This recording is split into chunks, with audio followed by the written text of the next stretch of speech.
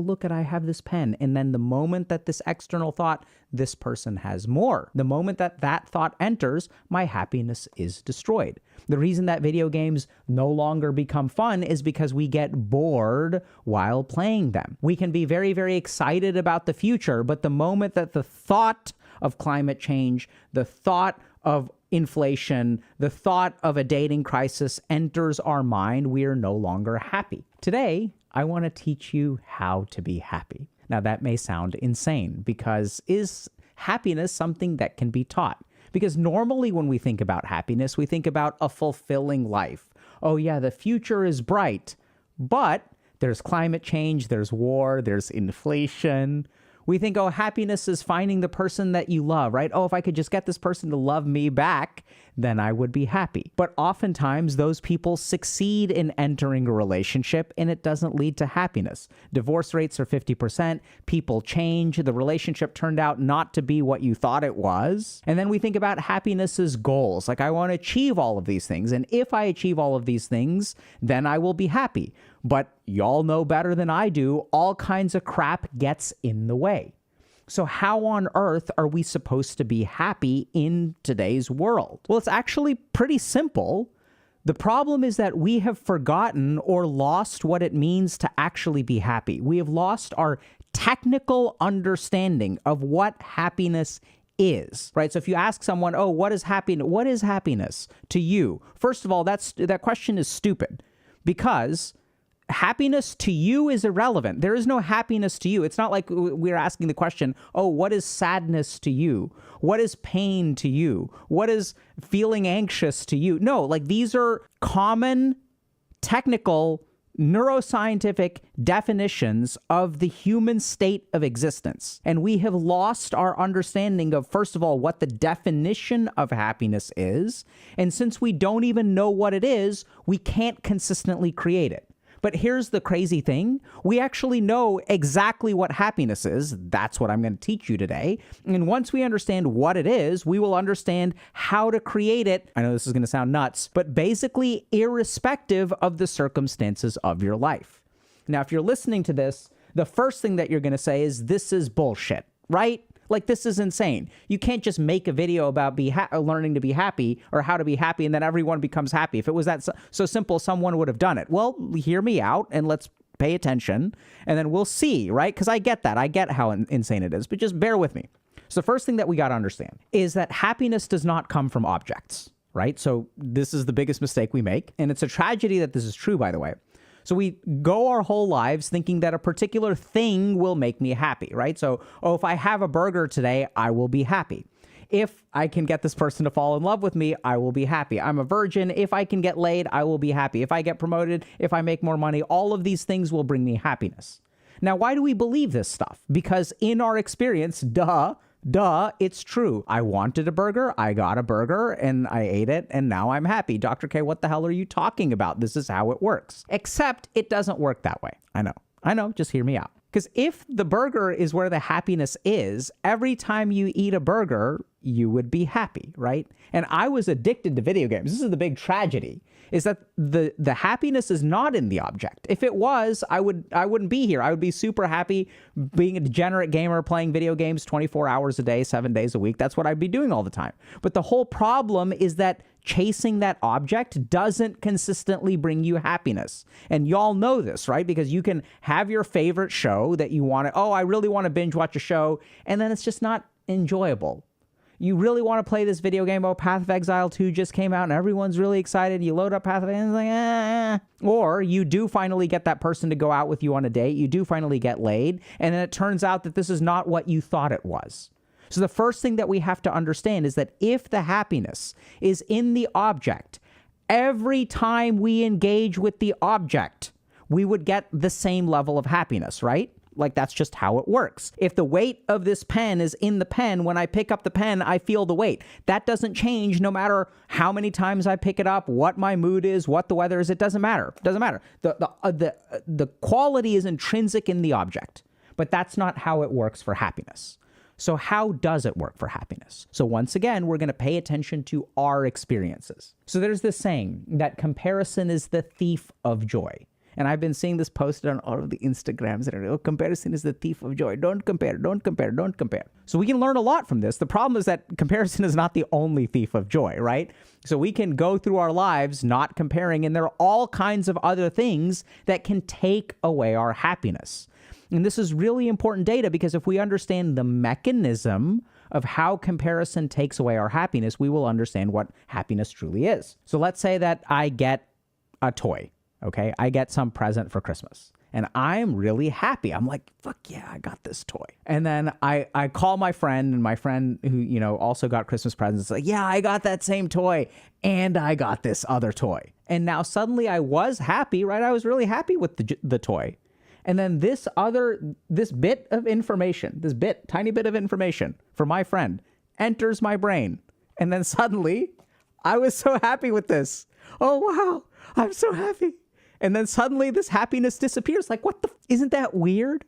Like, think about that for a second, right? Isn't it really strange that you can be perfectly happy with something, then something happens and the happiness is robbed? Oh, I got promoted. Yeah, I'm making $100,000 a year. Oh, your bonus was 100 and you're making 120? Suddenly I'm unhappy. So kind of weird, right? And now let's look at our other example of playing a video game or binge watching a show and not enjoying it.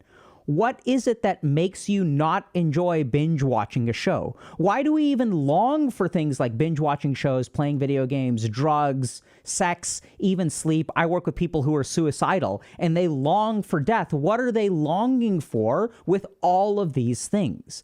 They are longing for a peace of mind, right? So I want to get lost in a show.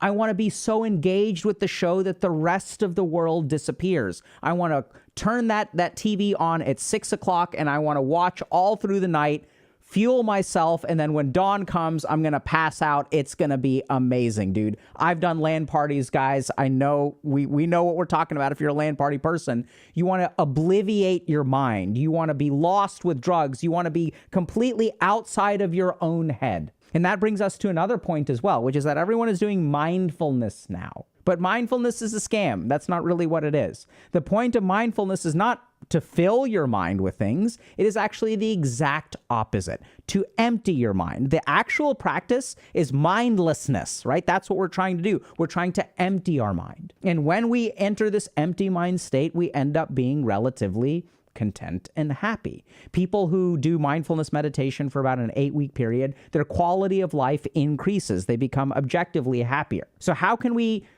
kind of distill all of these examples to understand what the nature of happiness is?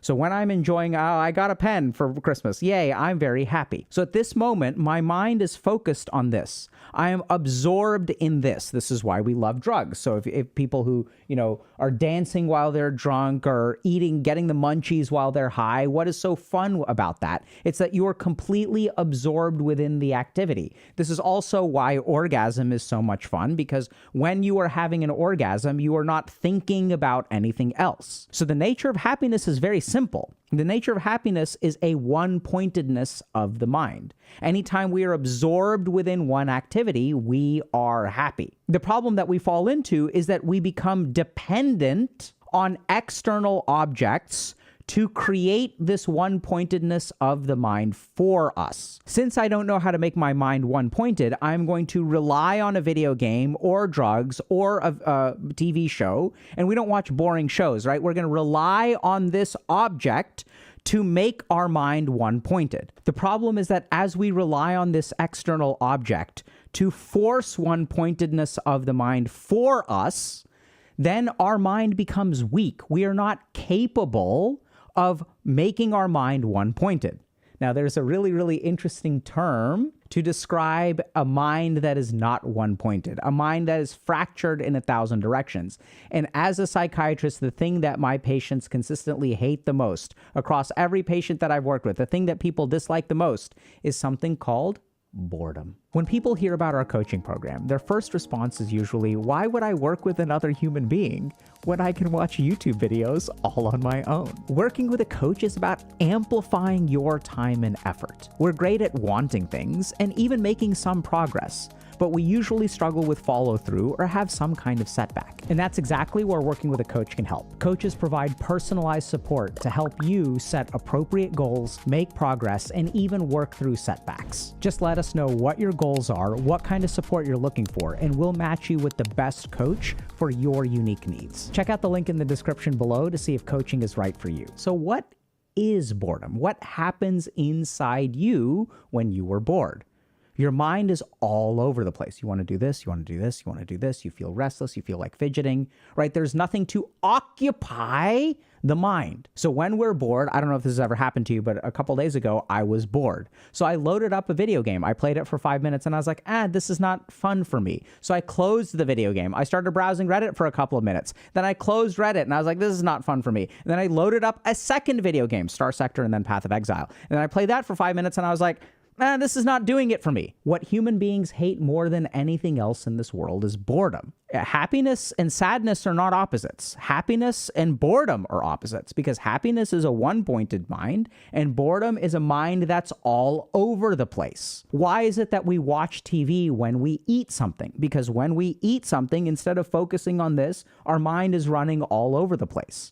So instead, what we want is we want an artificial way to focus our mind so that we're not bored when we eat. And now if we look at all of the things that destroy our happiness, we will see that there is one very, very, very simple pattern. I used to be one-pointed, and now an external thought enters and shatters my one-pointedness. I used to be, oh, look at, I have this pen. And then the moment that this external thought, this person has more. The moment that that thought enters, my happiness is destroyed. The reason that video games no longer become fun is because we get bored while playing them. We can be very, very excited about the future, but the moment that the thought of climate change, the thought of inflation, the thought of a dating crisis enters our mind, we are no longer happy. And this is the cool thing about a one-pointed mind. All the things that you think of as making you unhappy will no longer make you unhappy.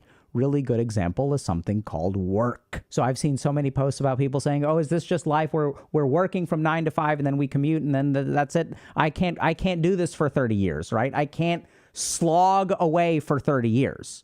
And then on the flip side, we have this thing called the flow state, which is this mythical creation of this time when people are like, they're working really hard, being really productive, and it feels really good. Like that sounds completely OP. What's the difference between these two states? When you are grinding 9 to 5 and you don't like your job, what is happening in your mind? Are you absorbed with your work? Of course not. Your mind is wandering. Your work is boring. What is boring? It is many fluctuations of the mind all at once, right? This is the nature of suffering. My work is so boring, so then I have to distract myself. I can tolerate work if I listen to an audiobook, if I listen to a podcast. Why do we do that? Because when I listen to a podcast, it creates one-pointedness of the mind and makes the work more tolerable. But it's not the podcast itself. It is simply the one-pointedness of the mind that becomes tolerable. And this is true from a clinical perspective as well. If we look at any mental illness, you can, whichever one you want, we're going to go through a bunch of them. What we will see is that all of these mental illnesses share one thing, which is many fluctuations of the mind. When someone is depressed, they're thinking, oh, life is hopeless, there's no point, no one likes me, I'm failing, I'm terrible, I'm a loser. So many thoughts. When we look at something like a panic attack or anxiety, that's even worse. Oh my God, this is going to happen, and this is going to happen, and this is going to happen. And then you engage with those thoughts, you feed those thoughts, and you work yourself from anxiety into a panic attack. What is the difference between anxiety and panic attack? The number of thoughts that you're having per second. We can even look at things like obsessive compulsive disorder, which is literally the definition of obsessive compulsive disorder is to have intrusive obsessional thoughts that will never go away. The reason that we engage in compulsions is to shut off our thoughts. Literally, this is what happens in OCD. People are like, unless I flick the light switch up and down 7 times, I will keep having thoughts of everyone in my life dying in a car accident. So in order to shut off the thoughts, they engage in the behavior. This is the really sad thing. If we look at the world today, we all have a very mild form of OCD. We don't really have OCD. But the analogy still holds, because what are we doing? I have a negative thought. What do? I engage in a compulsive behavior to make it go away. I'm bored. What should I do? Play a video game. Makes the thought of boredom go away. I feel terrible about myself. What should I do? Watch some porn. Makes the thought of feeling terrible about myself go away. So if you want to create happiness in your life, irrespective of your circumstances, and I know this is what's really going to rub people the wrong way, because we all think that the circumstances create happiness. But we know that's not true. There are plenty of billionaires out there who are still struggling to be happy. And I've worked with homeless people who seem oddly content. You may have met some of these people in your life where you're like, how is this person so happy despite having so little? Or you may look at another person and say, how on earth is this person so unhappy when they have so much? So sure, there's a correlation between the amount of security you have, the amount of money you have, and your happiness. That correlation absolutely exists. But what we're talking about is a technical definition of happiness. What is happiness within you? So now the question becomes, how do we create it? So the first thing that we've got to do is talk about meditation. And I know, meditation is the answer. Meditation is the answer. No, meditation is not the answer. We're going to talk about it. You decide whether meditation is the answer. Meditation is not going to make you happy, okay? Let's understand how meditation can make you happy if you do it the right way. What does meditation train us to do? Meditation trains us to have a one-pointed mind. That's it. Observe your breath. Keep on observing your breath. But I'm bored. I don't give a fuck. Keep observing your breath. Keep observing your breath. But I'm bored. I'm not doing anything. There's no video games. There's no titties. It's just meditation. I'm bored, right? Meditate on a titty. I don't know.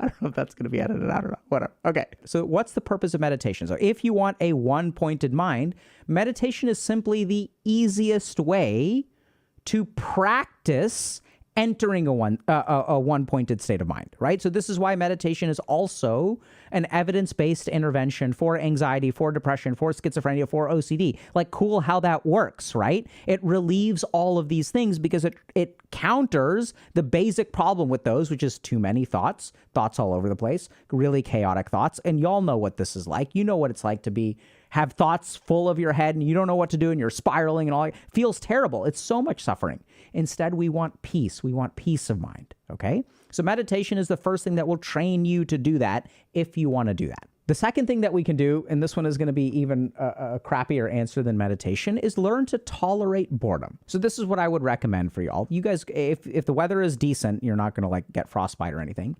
So I think a grounding practice works really well. So go outside, make sure your shoes are off, and hopefully you can step on grass or dirt or something natural. Make sure your head is uncovered and your feet are touching the ground, and spend 30 minutes with your eyes closed outside, focusing on each foot and then the top of your head. So we're going to do this rotating meditation, I guess, of focusing on one foot, focusing on the second foot, focusing on the top of our head. So just rotate your awareness between these three things. Take a deep breath in and feel yourself just pulling in the energy from the ground and the sky, okay? The purpose of this is just to create the tolerance of boredom. So the other thing that we can do to help us be happy is just to learn how to tolerate boredom. So I think this grounding practice is really, really good because it gives us something to occupy the mind, but it's something that on purpose, I'm not giving you something that's going to be very occupying, right? I don't want you to be very occupied. I want you to be bored. You can also, if you've got balls of steel or ovaries of steel, you can also try free balling travel. So this is something that's really dangerous, right? You could try going on a plane or going on a bus or going on a car and not doing anything. Don't take anything to do and just free ball it. Just go for it. Raw dog that stuff, it's not, just give it a shot. You're like, oh my God, Dr. K, that sounds terrible. But think about it. What are you really losing? I mean, you have thousands and thousands and thousands and hours of playing video games and watching shows and stuff like that. 4 hours of not watching something is going to kill you? Yeah, Dr. K, it's going to kill me. Oh my God. So learn to tolerate boredom. The better you are at tolerating boredom, sitting with boredom, letting those thoughts arise and letting them pass, the more happy you will become. And now we get to the third and arguably the hardest thing, and the thing that will actually make everything else that I said completely false, okay? So now I'm going to torpedo my whole argument. So if you really want to be happy, if we look at ourselves when we are in a moment of happiness, the cause of disruption is something called a lingering thought. So you're sitting there, maybe you're at Thanksgiving or Christmas or whatever, and you're having a good meal, and then a thought creeps in, right? So we already said that one-pointedness of the mind is what creates happiness, fair enough. But if we look at when we try to be happy, we have these persistent, lingering thoughts that will enter our mind. They come from somewhere. And these lingering thoughts are really, really dangerous because there are all kinds of desires that we have that are unfulfilled. There are all kinds of goals that we set for ourselves. There are all kinds of worries that we have about the future. So the last thing to really consider is that you cannot be happy. It's going to be very hard to be happy as long as those lingering thoughts are there. Now, I'm not talking about depression. I'm not talking about comparison. I know it's kind of weird because it's hard for me to define this, but hopefully y'all know what I'm talking about. There are some thoughts in your life that keep coming up about things that you should do. That's what a lingering thought is. It's persistent. It's not a random fluctuation. It is a persistent fluctuation. And it's not something that is necessarily depressive, right? It's not a thought that makes you feel really, really terrible or really, really anxious. They're thoughts that connect and come from your heart and things that you know you should do. Things that make you feel sad and disappointed, more disappointed with yourself than sad, right? It's like, I should really do this thing. And the last thing that I'll tell y'all is that in order to make these lingering thoughts go away, you've got two options. You can either become a level 100 yogi, or you can do the fucking thing. And what I want y'all to understand is when we struggle with these thoughts, these lingering thoughts, we struggle with procrastination. I should do this. Oh, it's so hard. That's not what I'm talking about. Shouldn't enter the equation. There's a different way to look at this, which is, do you want to have a peaceful mind? If the answer is yes, you will never have it as long as that karma is incomplete. As long as that thought is lingering, it is incomplete. You will never be happy. You can level up to 100 level yogi and then gain complete detachment and be perfectly happy. You can do it that way. That's way harder. What's way easier is actually doing the fucking thing. So when you're quiet, when you're got some moment of happiness, when you're one-pointed and that thought pops up, the way that you need to approach that task is, do I want peace of mind? I know this is going to sound insane, for the rest of my life. If I want peace of mind for the rest of my life, it has to start with this lingering thought. Because if you always wanted to be a painter and you've wanted this for 15 years and it keeps coming up, this will haunt you. It has haunted you for your entire life. So then you must do the thing if you want a mind at peace. Now, you may say, but Dr. K, does this mean I should just do whatever, should I just work really hard and fulfill all my goals? No.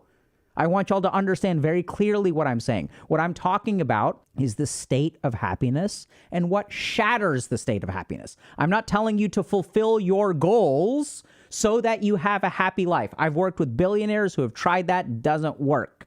The fulfillment of the goal is not what brings you happiness. The fulfillment of the goal makes the lingering thought go away and allows you to be one-pointed for a moment in time.